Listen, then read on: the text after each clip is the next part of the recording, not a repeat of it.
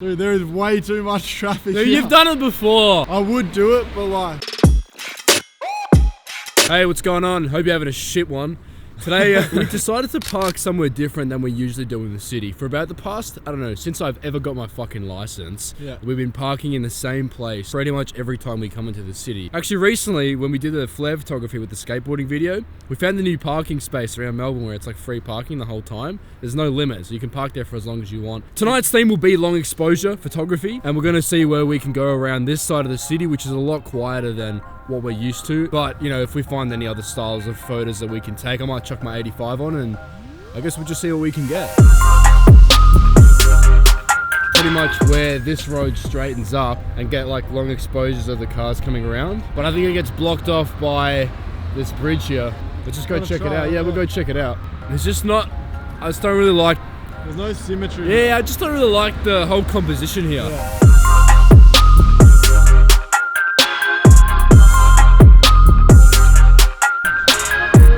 It's not that bad. It's symmetrical. There's like relatively decent lighting and there's still a good amount of traffic going past. We didn't come here too late. I reckon what I was thinking for this spot, if I stand on the other side of the road there and you stand here, I might have to test it once I set up the shot because the shutter speed can sometimes depend on how fast the cars are going and what angle you're actually shooting from. It might be even 1 second I might need because it's going to be like a lengthways shot. The car's only going to be coming past for a short period of time.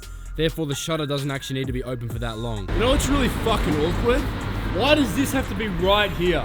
Like, in the center of where I need to take the photo. Like, I can't go back any further. It'll fucking go me. Once we start photographing and stacking the images later, we're gonna get a lot of long exposures that are happening in the foreground. You know how we were saying you're gonna stand on the other side of the road on the other footpath there? It'll be way too small. No, you'll be way too far away. So maybe you stand in the middle of the road for one shot. Just for one shot. Dude, there is way too much traffic Dude, here. you've done it before. I would do it, but like... Dude, come on, we've done this. We've done way worse before. Yeah, that's true. Think about all the illegal shit we've done. Sorry, Hayden's dad. He doesn't like it when we do illegal stuff. As long as it's like really quick, I'll do it. First off, I'm going to start with 1/4 of a second and then open my shutter for longer and see what works and what doesn't.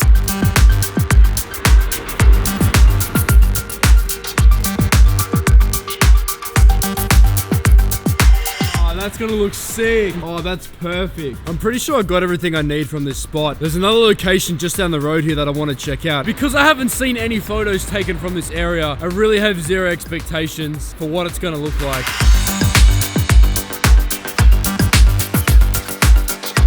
I'm thinking right now, if I stand on that island right there and shoot back towards that, whatever the fuck that is over there, the big oval vagina looking thing. If I might even try a longer exposure than the last spot, maybe 2-3 seconds at this spot. As long as you can get some trucks going up there. I've never seen this photo taken in Melbourne before. I like that. I like being different. Oh, so what I've noticed is that if you shoot when a white car is coming past, the whole ornament or whatever the fuck that thing's called, it's in the middle and the top part of the frame, and we're trying to get the traffic in the bottom part of the image. So having a white car that goes past sort of fills up that frame really nicely. Even yellow, like if you can find a cab or something or a truck that goes past too, that is ideally what you want to look for shots like this. So the last shot was taken around 1/2 second shutter speed. I think this time I'm going to try like 2 or 3 second shutter. I'm also going to shoot on f9 at this spot because I want everything to be in focus. If you do find that your camera can't handle high ISO, just increase your shutter speed or open up your aperture more.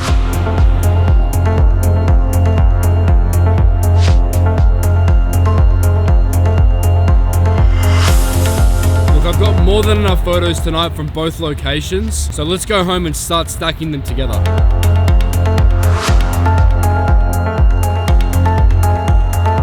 We've got all the layers here, alright? But as you can see, when I click on them, each become a different photo. We want to merge this all into one photo, right? So what we need to do is forget about Liam for a second. We're going to highlight all of these, so select all these. I'm just holding shift down and just click on the bottom one to select all of them. And this is your blend mode. Change your blend mode to lighten. And as you can see, like I actually kind of bumped the tripod a little bit. So you can see like there's a fence up here and shit. So I'm just gonna like drag it back until it's like pretty much in the same place and then we can get working again. What we're gonna do is we're gonna grab Liam and we're gonna press the marquee tool, this little box. We're gonna draw a box around Liam and his shadow. And then I'm gonna hit Command-Shift-I so it inverts the layer, and I'm just gonna fuck it off. All right, goodbye. Now we have a box where Liam is, where we want him to stand. We need to take him out of the box. So how do we do that? We hit Mask, this little button here, that camera, not camera, little hole. So get the brush tool. We want hardness, probably about 30% to start off with, and very small amount of pixels, probably about that. And I'm just literally going to brush over, make sure the white box is selected at the back. If the black box is selected, it sort of brushes things back in, you see? And just brush out everything we don't need here, which is literally everything. Oh, I forgot about Liam. We have to recorrect him. Okay. By the way, to anyone professional watching this, I have absolutely no idea what the fuck I'm doing, but we're gonna make it work. We need to brighten up Liam because I shot him kind of underexposed by accident. So I'm just gonna literally come in here to my curves. So you can do this any way, shape, or form that you want. I just use the curves. We're gonna hit this button here, which is only gonna apply our settings to the tone curve to this layer. It's gonna bring it up until the color of the ground starts matching everywhere else. So as you can see, it's starting to get there. We just need to refine around the edge of Liam and his shadow. And once he's refined, that's pretty much it. We crop it in a little bit so we don't have any of these yucky edges here. Take it into Lightroom and that'll be the picture done. When you're brushing around like certain subjects, you can obviously use the pen tool if you find that works better for you. There is literally so many different ways that you can use Photoshop, and everyone learns Photoshop a bit differently. There are definitely better ways to probably do this. This is just the way that I'm gonna do it. So fucking suck a dick if you don't like it. All right, there you go. There is one Liam in the picture.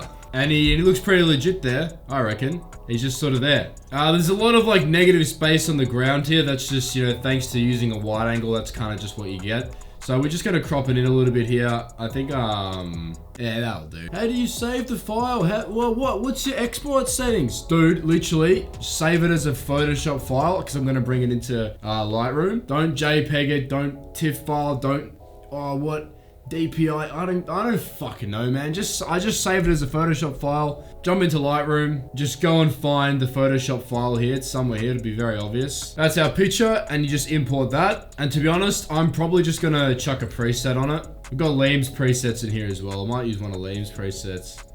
See if they're actually any good. Oh, moody blue, fucking hell, that looks sick. Let's chuck that on. Bring a bit of blues into it. And they're obviously very saturated in the top there. And Liam uses a lot of fade. I don't really like as much fade in my image, so I'm gonna take a lot of fade out. I know a lot of people say they want like editing and stuff. Like, oh, I was kind of hoping you wouldn't put a preset on it and, you know. Dude, this is how I edit. Like, that's how I edit. I put presets on shit. Like, I'm sorry. If you were expecting more. I'm gonna put a graduated filter. I'm just gonna drag it up at the top here. Exposure down a little bit, because I think that looks a lot better. And we're gonna take some oranges out of it. I'm gonna put a bit more blue in it. Just play around with the saturation. I might even crop it in a bit more. And I need a graduated filter on the sky here. And I'm gonna bring some shadows back down to the top of the image. And I might just play around with the tone curve a bit.